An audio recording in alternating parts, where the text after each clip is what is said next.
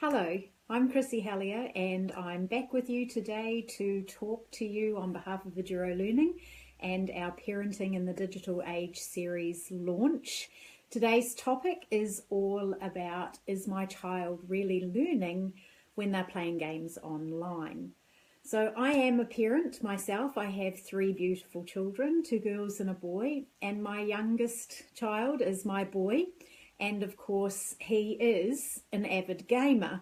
So he spends a lot of time online gaming, sometimes on his own, sometimes with his friends, and sometimes with a few strangers. So I'm going to talk to you today about my thoughts and the thoughts from an educator's perspective and also from a parent's perspective about whether he's really learning when he's playing these games online. So this is kind of a very personal topic for me because we've had a lot of conversations in our household, as you can imagine, about how much time he spends online and what he's actually doing in those games. And so as an educator, I've been often asked 2 specific questions about gaming in particular. The first question is it bad for my child to be playing games? And how much time should I put any limits on my child playing these games? And so I'm going to sort of focus on those 2 areas. I'm just going to put my timer on for 15 minutes so that I keep this nice and short because I have so much to share with you that I've kind of had to narrow it down. So I thought I'd narrow it down to those 2 things since that's what I get asked a lot. So you'll hear a lot from my own personal experience and from what I've done as a parent with my son, who's now 15 years of age. And I have to say he's probably been interested in gaming since he was about 7 or 8 when he really got into it. And my 2 girls as well, they didn't play the same games as he's playing, but they were kind of playing a game as well. I think their one was the old Sim City, so I don't know whether some of you are old enough to remember that, but they spent a horrendous amount of time in the Sim City environment, and although it wasn't online, it was a game that was on the computer. So I'll share a little bit about that as well. My son, Ben, he is into FIFA at the moment, and before that he was right into Minecraft. And as a family, we kind of got into a little bit of Pokemon Go when that first came out as well. So those are the 3 games that we really have gotten to know a lot about. And this week's freebie is all about a parent's guide to Minecraft. And in that freebie, you'll find a quick start guide to Minecraft. You'll find some things to be aware of, and you'll find some tips and some conversation starters to be having with your kids about gaming. But let's get down to that topic today. Is your child learning while they're playing games online? Well, first of all, I want to say not all games are equal. So by that I mean that there's some games out there that are just totally fun, that there is really no point other than the engaging fun part to the games.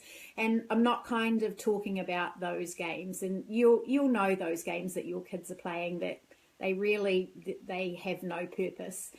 There are, however, some games out there like the ones that I've already mentioned, Pokemon Go, Minecraft and FIFA, and there's a few others out there. Scratch is another one.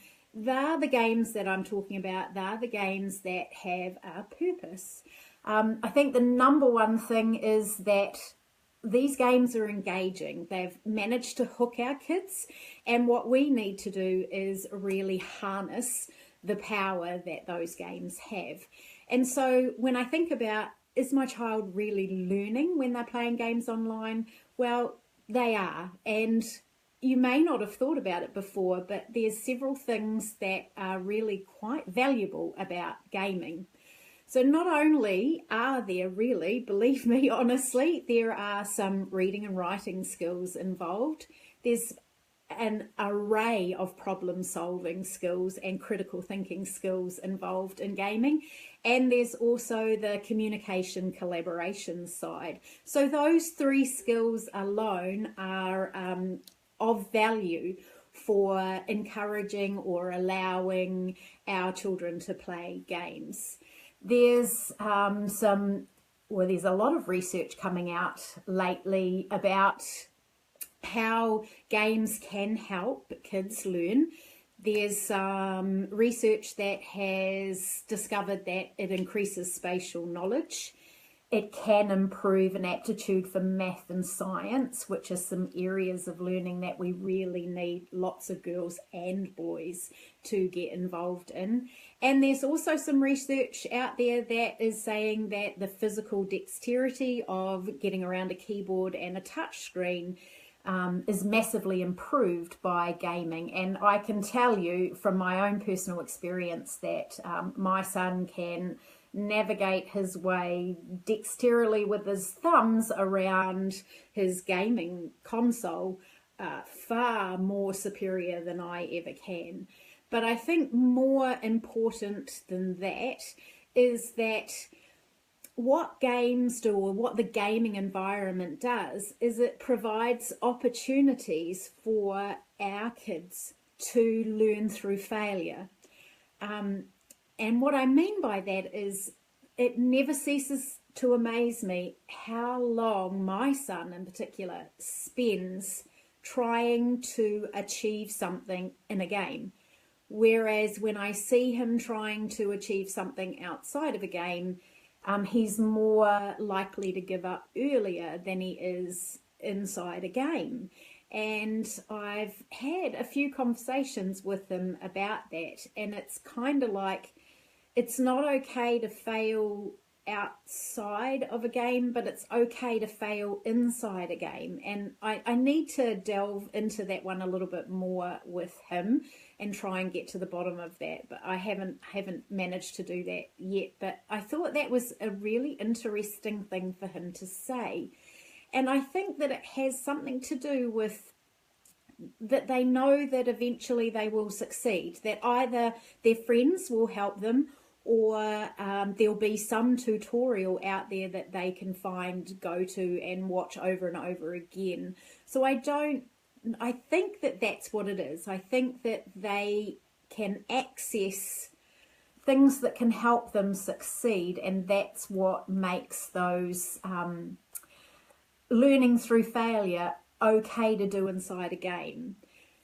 The other thing that games really do is that they value exploration and discovery, and I think that that's the engaging part for our kids today when they're playing games, is that exploration and discovery and being able to be creative. And if you don't already know, like, the game Minecraft is an exceptionally creative game and involves a lot of critical thinking and decision making, and can also be a individual game as well as a together game. So there's that communication and collaboration skills coming in there, and those problem solving skills are right in there as well because of the creativity of the game.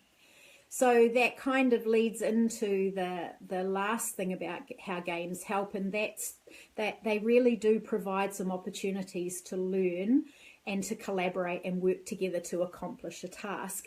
And even when I stand by the doorway and I listen to what Ben is doing online when he's gaming, especially with his FIFA game, is I'm listening to the conversation. Well, I'm only hearing one side, but I'm listening to what sort of things that they're talking about and how they're going about winning the game. And that to me is absolutely fascinating. So as a parent, one of the things that I would suggest that you do is that you listen and hear what is going on while they're working together if they're in a collaborative gaming situation, but also to sit down and have a conversation about what your child is getting out of this game and why do they like it so much and what do they think that they are learning. So in our freebie this week, there's a whole lot of tips and question starters like that, and I know that the subject is Minecraft, But you could basically replace Minecraft with any particular game that your child happens to be right into, whether that is Pokemon Go or whether it's FIFA or Minecraft or Scratch or any other online game. So to answer the question, is it bad for my child to game? And in particular, this seems to be a big question that mothers and fathers ask about their sons. And my advice is that it's all about striving for a balance. So that kind of leads into that second question that I get asked a lot, and that is, what limits do you place on gaming? And again, like I said, it all comes down to balance. And we, as a family, we strive for balance. We used to put a time limit on Ben's gaming when he was younger, and he used to have to do a bit of a time trade. So he would have chores to do, and he would have to do so many hours of physical activity in order to earn his time on his game. But now it's more about just ensuring that he has a really balanced, active life. And he does. He plays basketball. He goes down and he kicks the footy ball around with his friends. And he does other outdoor activities, as well as helps around the home, does all his chores and things like that.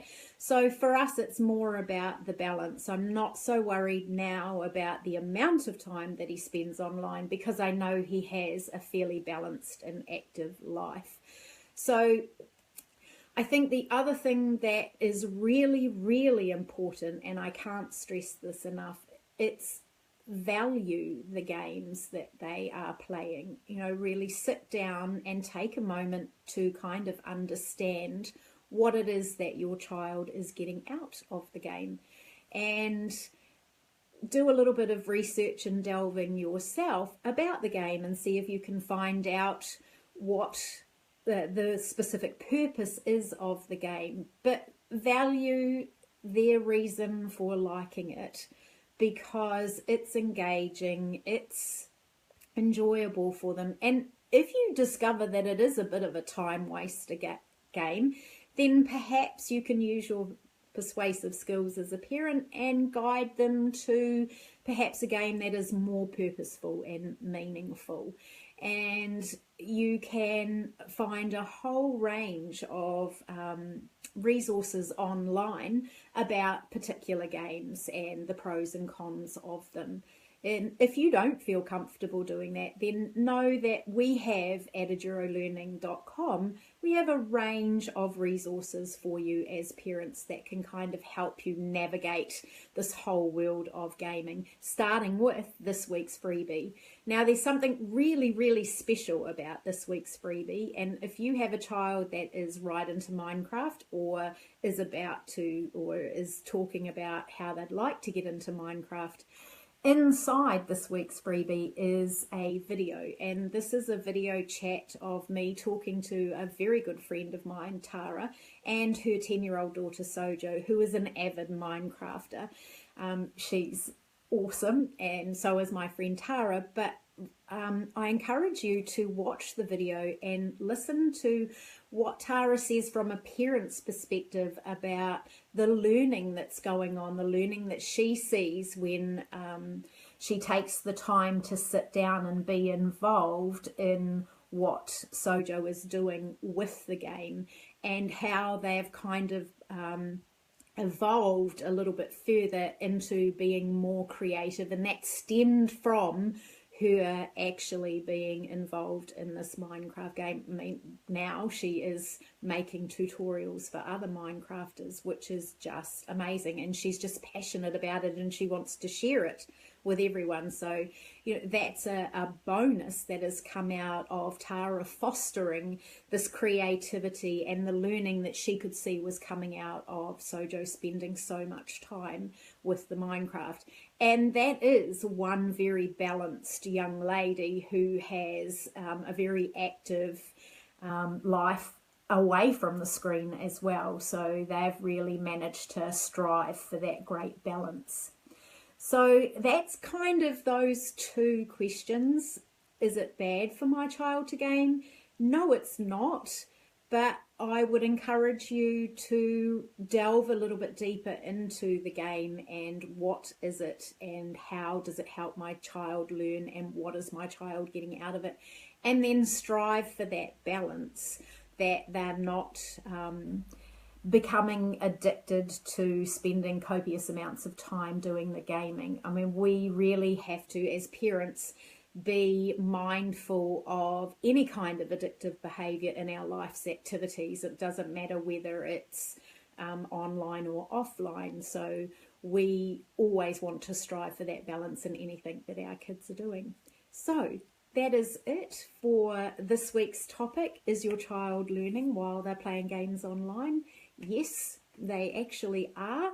So please value what they're doing and take some time to sit down with your child and have a conversation. I know we're always saying that, but it really is the key to understanding and navigating this parenting in a digital age. So don't forget to get this week's freebie, and don't forget to check out our edurolearning.com/parents page, where we have a wealth of resources available for you, some free, some for a small price, but there is a ton of stuff there that we are very, very passionate about sharing with you. So that's it for this week, and that's it for our Parenting in the Digital series launch. We hope that you have enjoyed it. We hope that you've got some of the freebies. They are still available for a very short time, so head on over to that parent page that I told you about, and we'll make sure that all of the links are in the comment section. Take care. Bye.